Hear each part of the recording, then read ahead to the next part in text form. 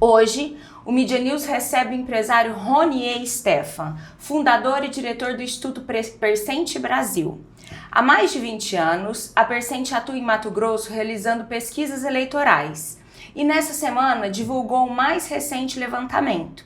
Foi traçado um cenário de governo do Estado, do Senado Federal, a Câmara Federal, a Assembleia Legislativa e até mesmo como vai se comportar os presidenciáveis na eleição do ano que vem.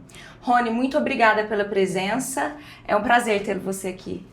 Boa tarde, eu agradeço a oportunidade, de estar contribuindo com algum conhecimento, com essa experiência que nós temos aí ao longo desses anos, trabalhando nessa categoria, nessa profissão, com pesquisas na área de assessorias também de informação, Então, eu me sinto aqui lisonjeado de estar dando essa entrevista para você. Maravilha. Rony, para começar, a gente sabe que a gente está aí há um ano do início das eleições do ano que vem. Pesquisa é a fotografia do momento. E nesse cenário, nesse momento, o que os resultados dessa pesquisa mostram sobre a tendência do governo do Estado? Quem pode ser aí vencedor, quem não pode? Qual a análise pode fazer? Hoje, igual você falou, pesquisa é um retrato, uma fotografia do momento. Até porque nas perguntas, quando a gente entrevista o eleitor, a gente diz que se as eleições fossem hoje, então o que representa o atual, o presente. Então assim, hoje o cenário para governo é um cenário aberto ainda, até por conta desse tempo, de mais de um ano ainda para as eleições, para o dia mesmo das eleições.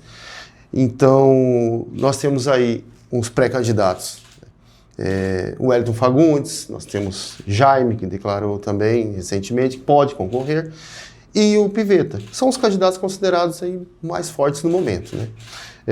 O Wellington, ele surfa aí numa onda bolsonarista no momento, então assim, com uma oposição também muito forte ao governo federal, uma estratégia que ele desenvolveu. O Jaime é um político muito conceituado, muito estrategista, E o Pivetta, ele é um vice-governador, com o apoio do governador declarado, também apoio do Eraí, do Blairo Maggi, recentemente para ele. Então, assim, ele tem um poder de crescimento também muito grande. A gente tem hoje uma análise que quem está em evidência está bem colocado, mas não é isso que pode acontecer durante as eleições. E isso se dá porque é muito antes das eleições ou porque tem um número muito grande ali ou até é expressivo de quem ainda não se definiu ou quem ainda não sabe responder? Como que é a sua análise sobre isso? Sim, cada candidato tem aquela, vamos dizer assim, uma particularidade, Um está no governo, outro é senador e outro senador é adepto ao bolsonarismo e também se decidiu ali em ser um político de direita, vamos dizer assim. Então, também temos o quê? Como esse tempo está muito antes de acontecer, nós temos esse número expressivo também. Hoje a gente bate aí a casa de uns 35% a 40% de indecisos. Por quê? Porque não começou definitivamente as movimentações políticas nem eleitorais também. A política, que hoje quem está surfando, igual eu disse, nela é o Wellington Fagundes, mas o Jaime e o Pivetta não começaram.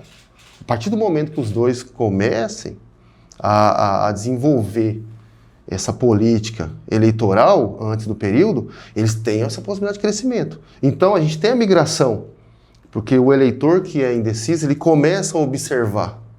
Hoje também, como pela distância, pelo tempo, muitos eleitores não estão preocupados com eleição.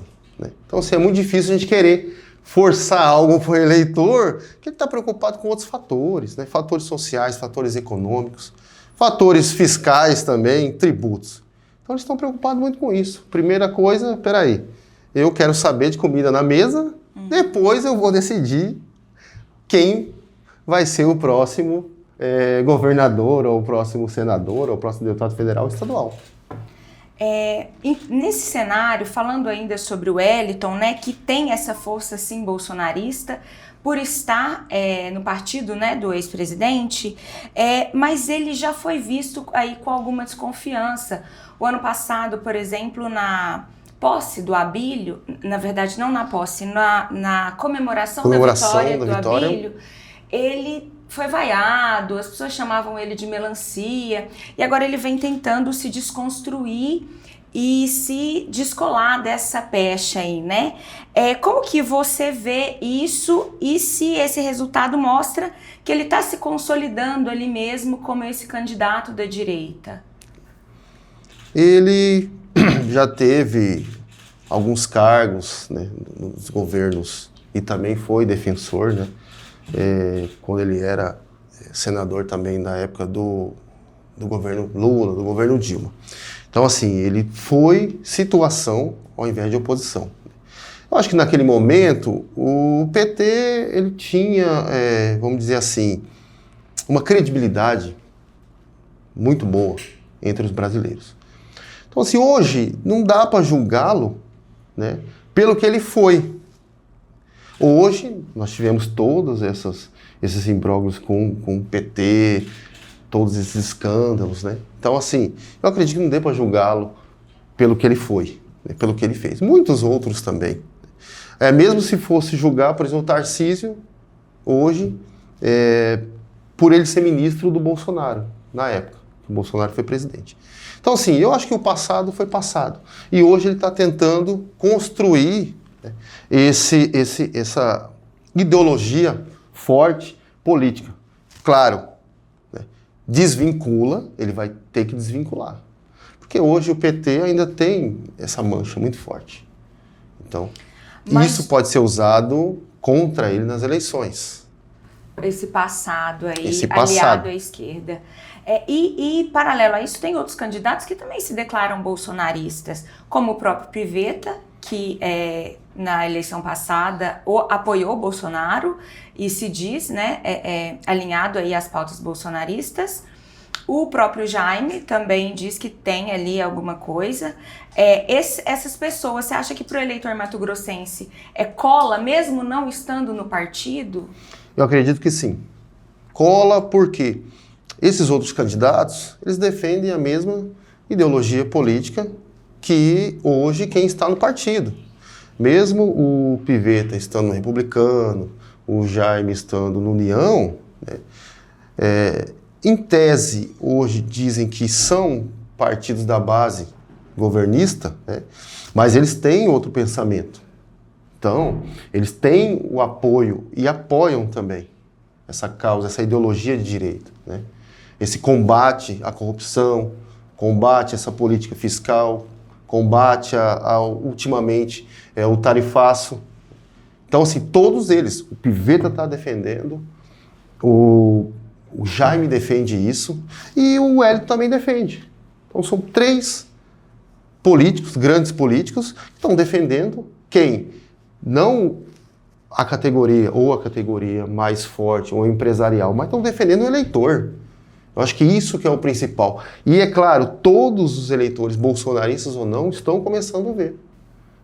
Por isso que eu falo, isso aí, quando a gente mede um retrato um ano antes e mede durante as eleições, isso muda totalmente, né? É claro que nós temos um exemplo, o Botelho. Ele trabalhou antes a candidatura. Você vê que ele tinha uma gordura muito grande, né? Mas o Abílio conseguiu desconstruí-lo. Conseguiu desconstruir essa imagem. Por isso, talvez, que veio a perder as eleições, né?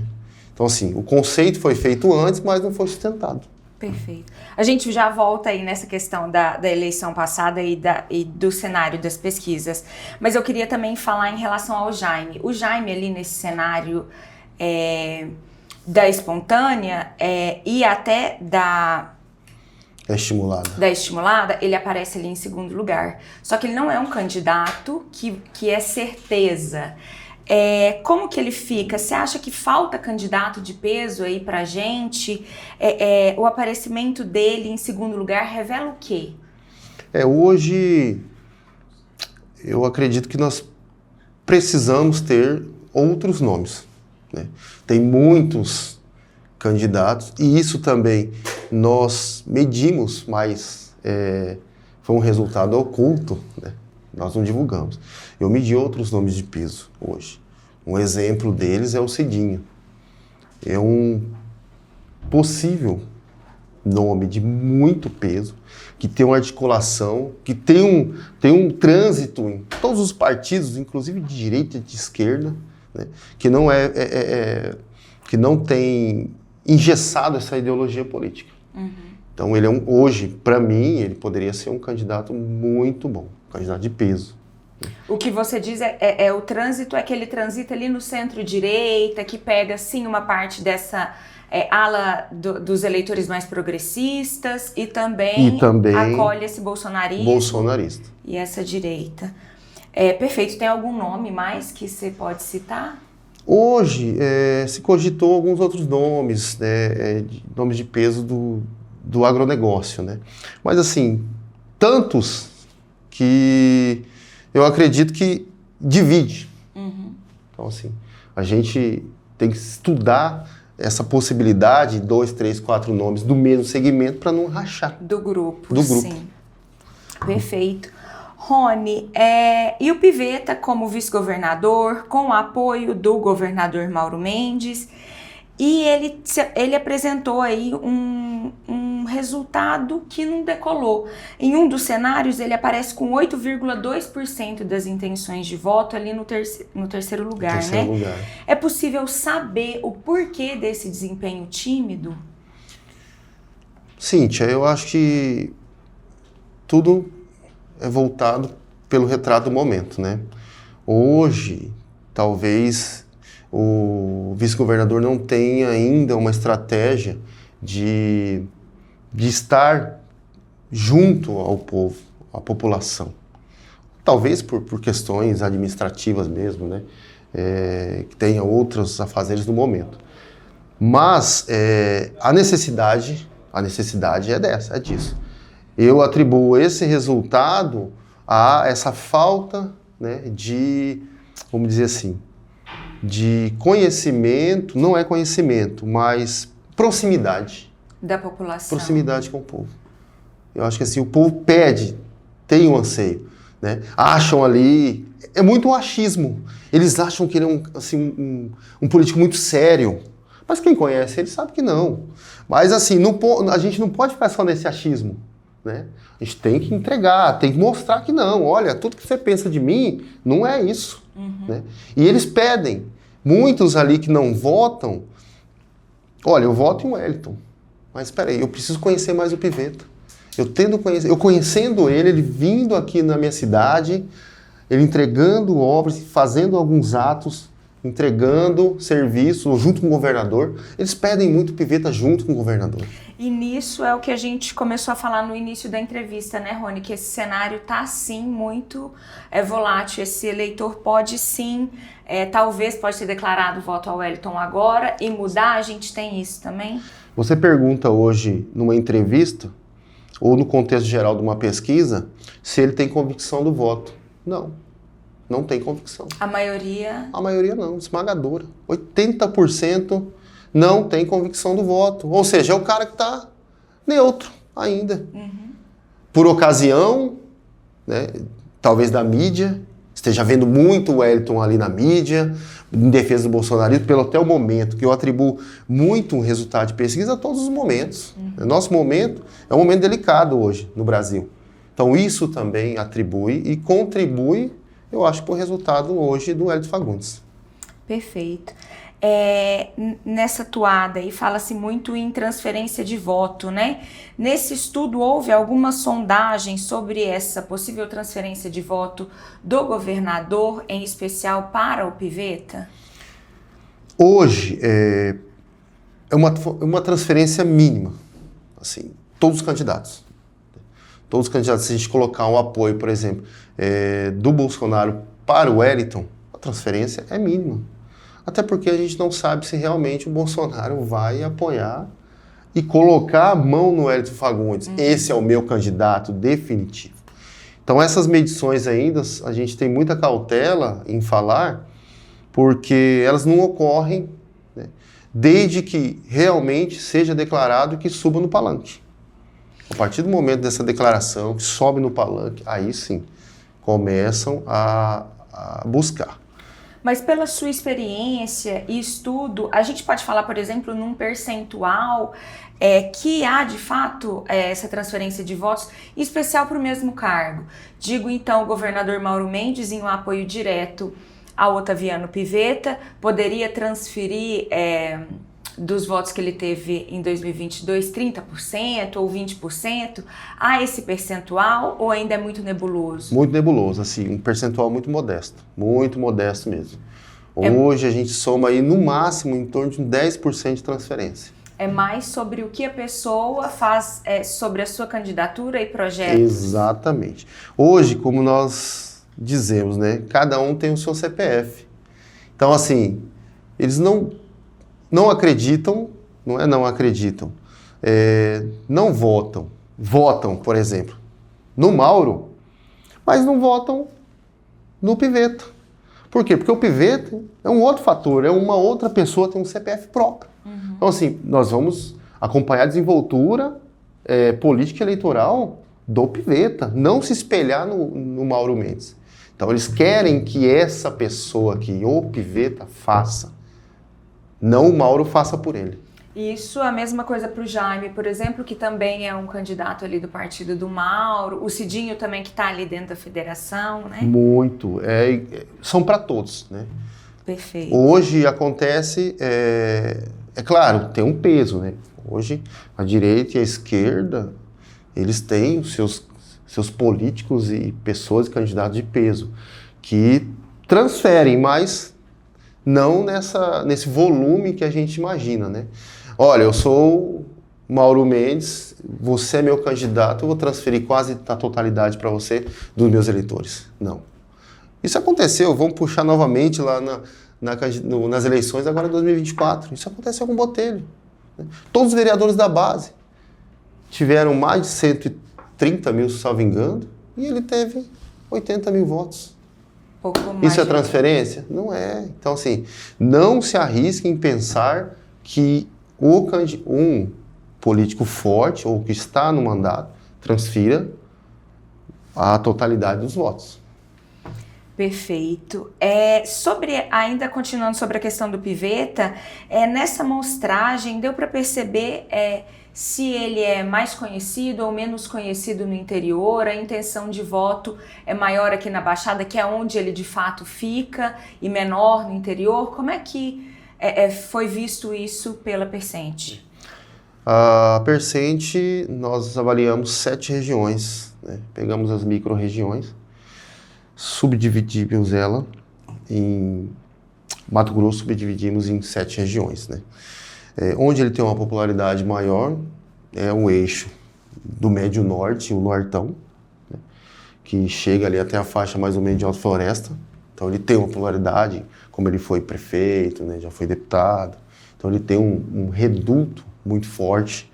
E a Baixada Cuiabana, que tem um nome dele ventilado, né, pela imprensa, pelas reuniões, recentemente também por ele ter assumido o governo interino, né? Alguns atos que ele participou.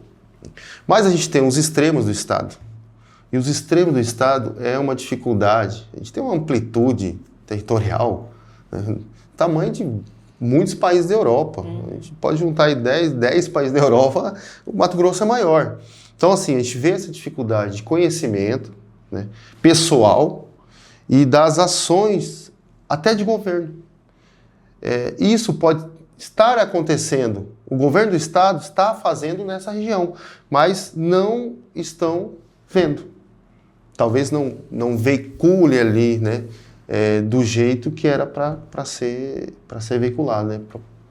Eu acho assim, deve-se ter um método ali para ser feito para a população ter mais conhecimento disso. Seria a comunicação da vice-governadoria mesmo, da comunicação de piveta. De piveta. Com o eleitor.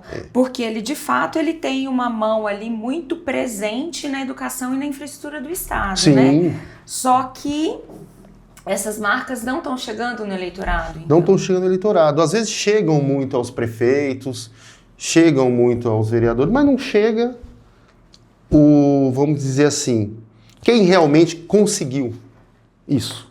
Eu destinei algo para esse município, a prefeitura divulga, mas o meu nome não aparece. Então, assim, há uma dificuldade. E a dificuldade é evidente em muitas obras, né? Talvez do governo federal, estadual e municipal. Né? Rony, agora sobre Senado. Tem uma leitura ali especial que é o Wellington, e como a gente já analisou aqui, com alguma força bolsonarista ali nesse primeiro lugar no governo, mas isso parece que não se mantém quando vem ao Senado, que é o Medeiros, que vem divulgando que é candidato ao Senado, que vem divulgando que tem apoio do Bolsonaro, não se apareceu ali no terceiro lugar e tudo. O que é isso? Essa coisa que a gente acabou de falar de transferência de voto, o bolsonarismo é consolidado, mas as pessoas querem mais o Janaína e Mauro Mendes. O que acontece ali? Qual análise você tem? É a questão, eu falo muito, a questão da entrega e do individualismo, né, da pessoa individual. Dela mostrar o que ela é capaz e o que ela já fez. O que ela fez e fará. Uhum. Então eles acreditam nisso muito. É o que a gente falou de transferência. Enquanto não tiver definitivamente, né, como dizer ali, um político forte, evidente, que abraça aquele candidato, por essa transferência de voto não vai acontecer. Ou seja, ele tem que mostrar o que realmente ele fez até hoje. E eu acho que o Medeiros não tem essa entrega. Talvez pelo próprio cargo, por ser deputado federal, ficar um pouquinho mais em Brasília, né? Exatamente, exatamente. Hoje os deputados federais e senadores, eles têm um pouco de dificuldade do contato, da proximidade, até por conta, né, de ter que estar no Congresso Nacional. Uhum. Você vê que tem vamos dizer, até os vereadores, prefeitos das cidades, deputados estaduais, eles estão muito aqui, né? Uhum. O trabalho dele. Uhum. Mas o trabalho dele não é aqui, é em Brasília. Então isso dificulta. Perfeito. Isso dificulta. E aí, ainda continuando nessa questão do Senado, essa situação, por outro lado, parece bem cristalizada ali com relação ao Mauro e à Janaína, né? No ano que vem nós teremos 2 vagas e votaremos por 2 vezes.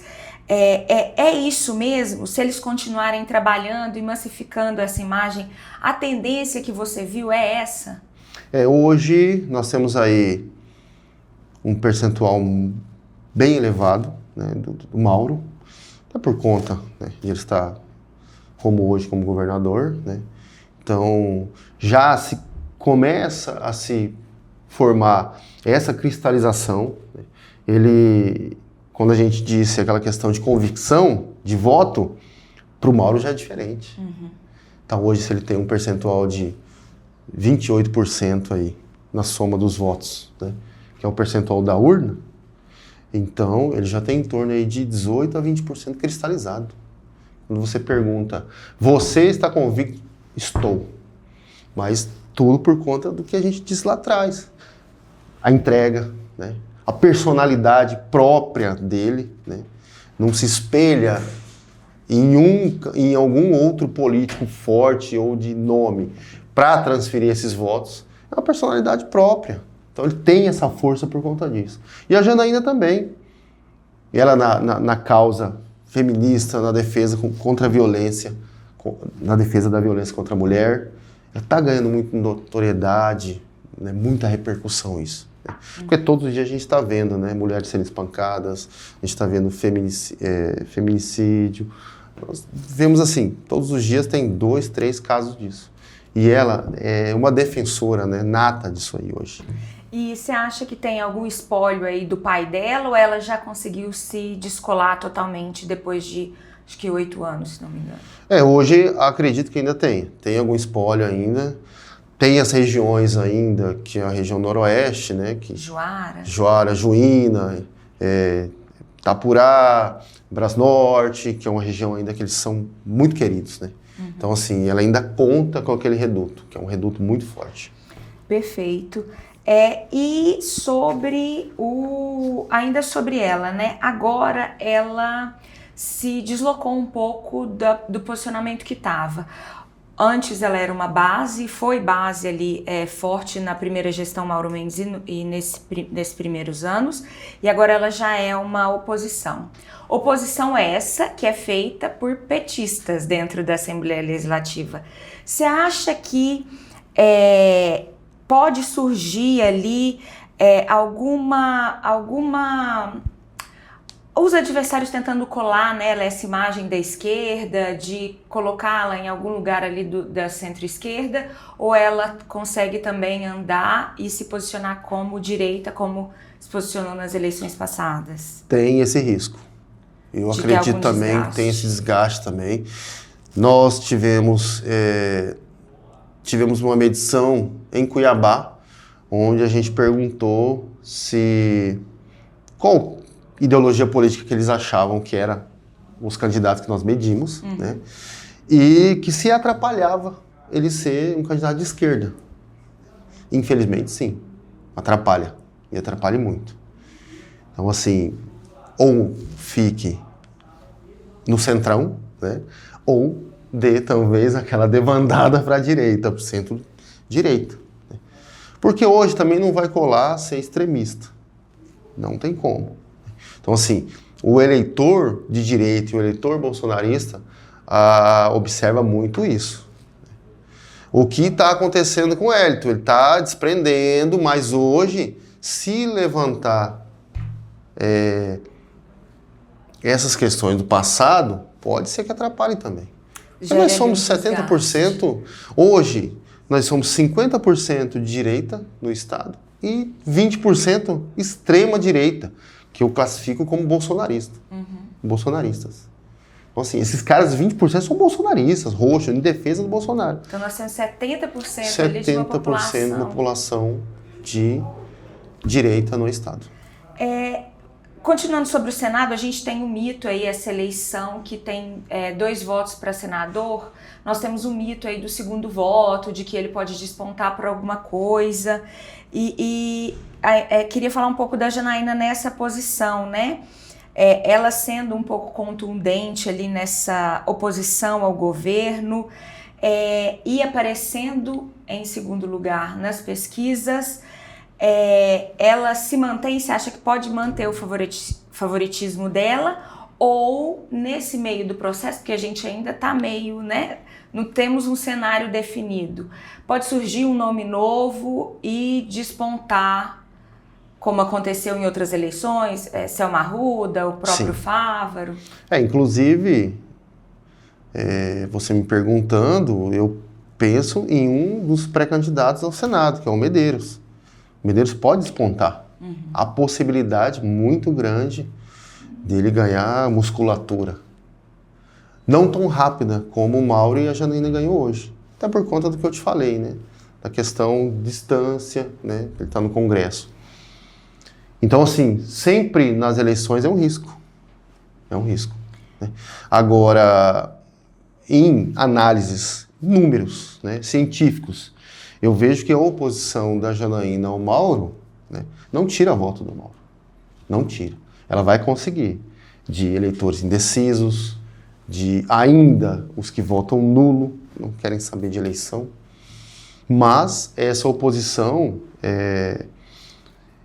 ela vai ser voltada, assim, para talvez tentar desconstruir, mas não é garantido que ela tenha esse eleitor do Mauro.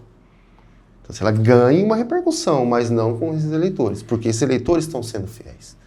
Perfeito. Eleitores do Mauro.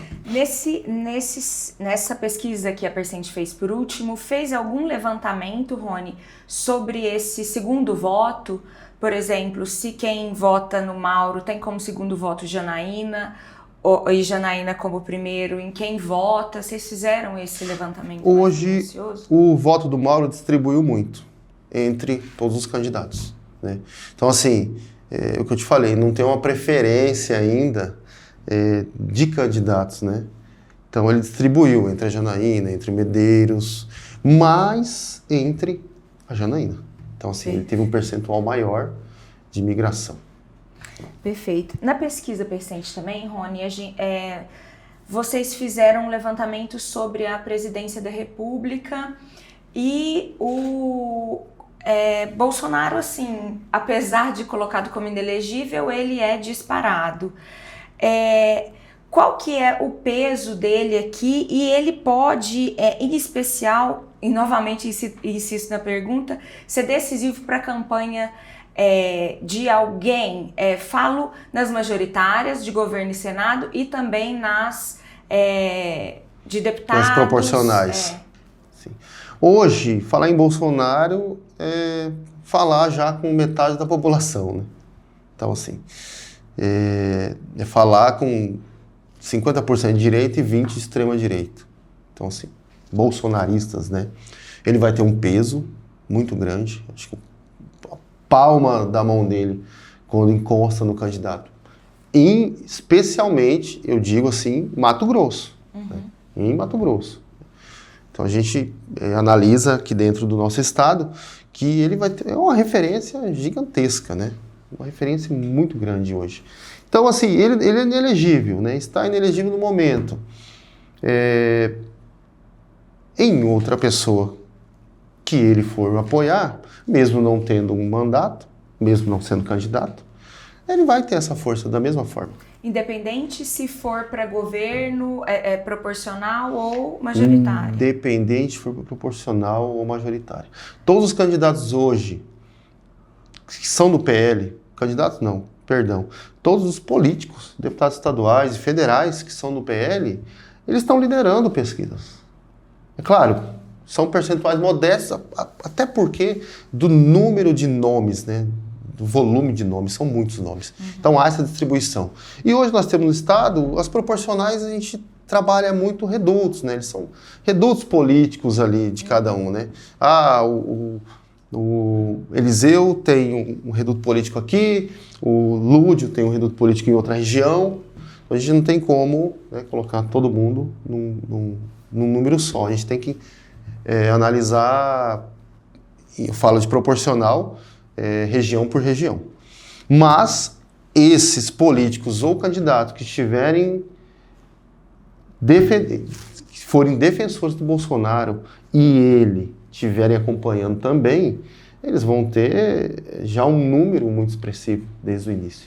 E em relação ao Lula, né? A gente também viu uma rejeição expressiva dele aí a essa pesquisa. Ele também, nessa mesma linha de pensamento, pode prejudicar a candidatura de eventuais candidatos? Pode. No estado de Mato Grosso, sim. Está evidente que no estado de Mato Grosso, o PT e Lula, né, vão ter dificuldades. Eles irão ter dificuldades, né, para eleger candidatos, a não ser alguns candidatos a proporcionais que são petistas, mas já têm aquela... Na verdade, são do partido, mas não são vinculados. É igual eu te falei, a personalidade própria. Ele já entregou muito, né? Já entrega muito para a população, para os eleitores. Então ele não tem já um pouco... Ele desprega um pouco do PT. Ou desprega, até nas últimas eleições, slogans, cores foram modificadas. Né? Nas eleições municipais, em especial de Cuiabá, né? De Cuiabá. O Lúdio mudou muito o slogan, tirou o vermelho do PT, tirando a estrela, para não dar aquela característica, aquela recusa. Hoje, assim, na Câmara nós não temos ninguém, no Senado, muito menos. Então, nesse cenário, você vê que pode mudar ou a gente... claro que estou falando hipotético e com a análise que você fez nessas pesquisas, nessa última pesquisa. Mato Grosso deve se manter sem um deputado e sem um senador ali mais à esquerda? Hoje a gente tem aí a possibilidade de 2 candidatos de esquerda, né? Também candidatos, vamos dizer, políticos eleitos, né? Candidatos eleitos 2026 da esquerda, federais, estaduais e também 2 federais. Que seria, os estaduais é o Lúdio e o Barranco. O Lúdio e o Barranco. E a federal, Rosa Neide? A federal Rosa Neide, né? A Rosa Neide teve uma votação muito boa. Assim, ela é muito querida no estado de Mato Grosso. Isso que eu falo é o diferencial. Não é que eu me desvinculo. Eu sou do partido, mas eu tento me desvincular um pouco, né? E aí, eu independente disso, eu entrego. Eu tenho as entregas. Então, isso muda o conceito, né? Ela é do PT, mas para educação, para saúde, para segurança, ela faz, né? Diferente eu falo aí do que o governo federal não entrega, não vincula e não ajuda. Então ela fica independente. Hoje o Lúdio é independente, hoje a Rosa Neide é independente. Então assim, não necessito totalmente do PT e nem do Lula para se elegerem no estado. Perfeito. Rony, a gente falou algumas coisinhas sobre a campanha de prefeito, né, de 2024, em especial aqui de Cuiabá. Houve alguns erros em pesquisas nesse ano, e não foi só aqui em Cuiabá, foi no Brasil inteiro. Sim. Aqui em Cuiabá, em específico, o único instituto que acertou a última pesquisa no primeiro turno, mas no segundo turno também não acertou. O que aconteceu ali naquela eleição? Olha, hoje nós temos um percentual de mais ou menos 12% de uma classe média e alta em Cuiabá, né? Então nós temos esse subgrupo dividido, né? A dificuldade de acesso a esse grupo é muito grande mesmo. Nós não conseguimos entrar no Alphaville, a gente não consegue entrar no Belvedere, nos prédios hoje considerados de alto luxo. Então a gente tenta o máximo, como a gente trabalha muitas pesquisas presenciais, tem essa barreira, né? E a gente tenta rompê-la fazendo um outro tipo de abordagem. Uma abordagem telefônica, uma abordagem digital, né? Um e-mail para ele preencher. Então, nessas eleições, basicamente a gente viu que teve esse viés por conta desse nicho. Percentual da classe alta. A gente não conseguiu colher essas opiniões. E é o que isso mudou ali. E foi representativo para o Abílio e para o Lúdio irem para o segundo turno. Hoje nós já desenvolvemos várias ferramentas, hoje nós temos vários softwares, né? Inclusive a Percent trabalha com vários softwares também, para tentar atingir essa classe, né? A gente trabalha muito com as redes sociais, com os algoritmos que identificam, né, essas classes. É claro, sempre em pesquisa a gente não tem uma margem ali, né, que a gente tem que ter, que a gente considera a margem aqui para mais ou para menos, que é a margem de imprecisão. Isso aí é científico, então eu não vou dizer que aquilo ali é 100%. Então é 95%, eu tenho 5% de margem de erro. 5% eu posso errar? Não. Possibilidade. Pode ser um erro humano, pode ser um erro mecânico. Então, nós identificamos isso. E hoje a gente desenvolveu mecanismos para tentar atingir. Muitos questionaram, não é só aumentar a amostra? Não. Se eu fizer 5.000 entrevistas no estado e fizer 1.200, o resultado é o mesmo. É o mesmo, ele não diferencia. Então eu só preciso desenvolver técnicas para abordar essas pessoas. Para chegar nesse público que é mais resistente. E esse público em específico, que é o público de direita, que é o público que é o formador de opinião, que é o público que está antenado nos sites, nos jornais, que está acompanhando tudo que acontece no governo federal, que é o público que discute política econômica, política social, política fiscal, que é um empresário que está sofrendo. Ô Rony, e essa resistência que você falou, além de física, que é de chegar a esses grandes condomínios ou luxuosos e etc., há uma barreira intelectual, digo, talvez por telefone vocês ligarem para essas pessoas e elas por um acaso não quererem responder ou achar que estão em descrédito, não tenho tempo para isso? Hoje eles são bem receptivos, desde que nós comprovemos ali a veracidade, eu digo assim, da empresa, se a empresa existe mesmo. Uhum. Então, assim, eles querem, eu respondo, você tem site? Você tem Instagram? Então, assim, hoje a gente vive num mundo digital que é repleto e todos os dias de golpes. Então, isso dificulta muito o nosso trabalho também. Hoje a gente liga, nós somos da Percent Brasil, é golpe, desligam. Então, assim, a dificuldade é aí. Mas alguns ainda, olha, eu respondo para você, desde que você me mostre. Tem site? Tem, peraí, eu posso retornar a ligação? Ele retorna. Então, assim, tem que fazer um malabarismo mesmo, para fazer aquela pessoa acreditar que é um trabalho real, um trabalho sério. Né? E hoje, com tantas empresas que nós temos, né? Porque hoje nós temos empresas boas, né? Também não pode demonizar generalizar, na verdade. Mas nós temos empresas sérias e temos empresas que não são. A gente tem empresas, nomes aí que eles criam em tempo de eleição só para criar fake news, para criar resultados, inventar. Nós temos hoje, a Percent tem hoje um software que acompanha em tempo real o entrevistador. Nós temos, além de tempo real, ele já dá para o nosso cliente o resultado, o crescimento e a evolução. O software online, todos os dias ele é alimentado. Durante a entrevista, o nosso cliente já acompanha. Então, assim, se ele só não tem acesso ao entrevistador, né, que hoje por lei também, da LGPD, inclusive, a gente segue essas leis, né? Tem as leis, tem umas normas também, tem as regras. O entrevistado é sigiloso, né? Total sigilo. Mas ele acompanha a movimentação, ele acompanha o reduto, ele acompanha o bairro. Tem mais aquele mito de tabelas, né? De quem faz a pesquisa ter um monte de tabelas e ficar calculando, colocando... Não, hoje são softwares muito modernos, né? Então, assim, a gente trabalha... Aquilo ali eu posso colocar para você nessa tela e já cair o resultado em tempo real. Você com a sua equipe de campanha ou política, já acompanha isso aqui, entendeu? Antes assim, mesmo da a gente minimiza o máximo qualquer tipo de fraude. Nós trabalhamos com seres humanos, então a gente trabalha com muita gente. Uma pesquisa dessa, que nós fizemos, 70 municípios, foram 40 pessoas.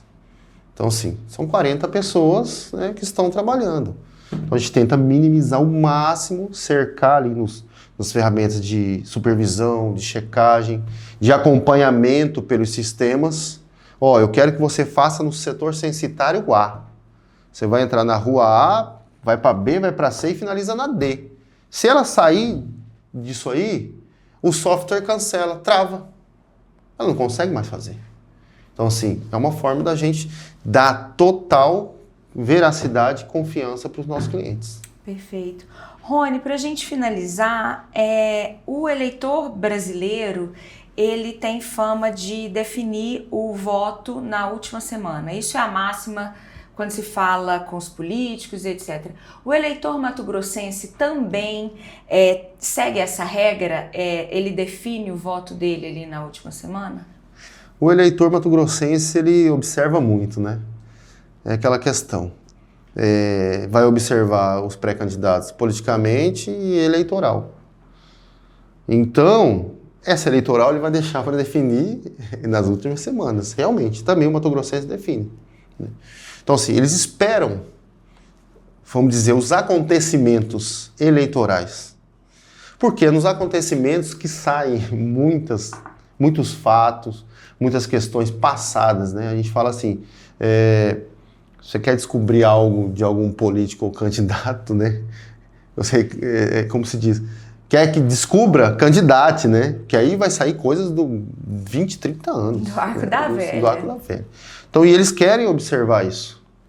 Eles querem observar se tem um histórico de corrupção, eles querem observar quais foram as ações, obras, né? O que eles trouxeram de benefício para o Estado.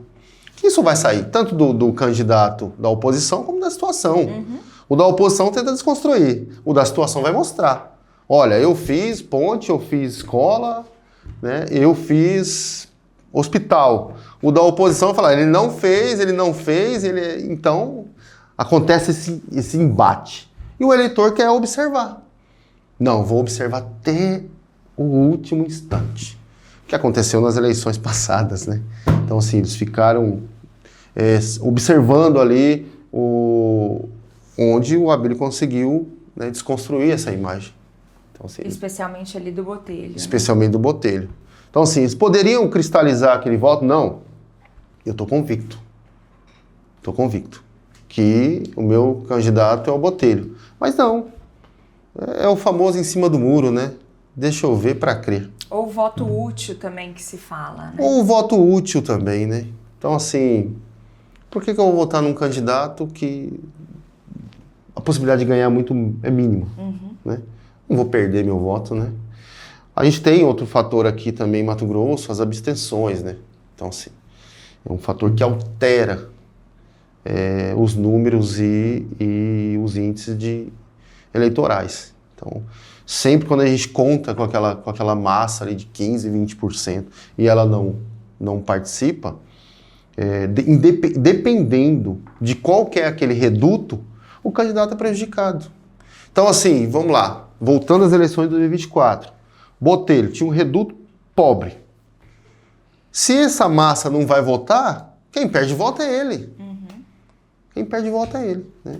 Então, assim, sempre em eleições, em pesquisas, a gente tem que ter essa visão socioeconômica também. Então, assim, o rico, né, vamos dizer, tem o acesso mais fácil do que o pobre, né? Hoje, a migração de uma pessoa hoje dentro mesmo do município ou até do estado, a migração dele é muito rápido. Então, assim, hoje eu alugo uma casa aqui no CPA, amanhã eu estou morando em Várzea Grande. E nenhuma. Acho que eu conheço só a China que faz esse controle migratório. Ninguém controla. Então, hoje eu vou aqui, eu tenho esse reduto, amanhã eu não tenho. Como que eu vou ficar controlando isso? Também não tem nem condições, né? Então, acontece muito, a gente fala de fenômeno social, né? Tem fenômeno socioeconômico também. A pessoa tem menos capacidade. O cara que mudou para Várzea Grande e tem o colégio eleitoral no CPA, você acha que ele vai sair de lá, pegar ônibus, para ir votar? Se é uma multa por falta do voto... É irrisório. Irrisório. R$ 3,00, R$3,71, se eu não me engano. Não vai. Ele vai pagar muito mais para ir votar do que ficar. E aí tem outros fatores também, que são a distribuição de dinheiro nas eleições. E o cara... Mas aí já é crime, né, Rony? Já é crime, né? Muito obrigada, viu, pela entrevista. Obrigada pelos esclarecimentos. E espero receber você aqui depois de o ano que vem, quando o cenário já estiver mais certo, digamos assim. Eu que agradeço pela entrevista, né? Nós já estamos com uma previsão aí de dezembro, tá, com outra pesquisa, até para a gente já monitorar esse crescimento, né, essa volatilidade entre esses candidatos. A Percente, né, nós vamos acompanhar candidato a candidato, pré-candidato, né, cada pré-candidato, né, as ações, a presença, para ver no que vai influenciar. Eu preciso, por exemplo, saber se o candidato ele está correndo o trecho, né, para saber se influenciou lá na frente nesse resultado. Rony, essa pesquisa de dezembro em todo o Mato Grosso, como houve essa, com diversos cenários também? Diversos cenários. 1.200 entrevistas, 70 municípios, como nós fizemos agora.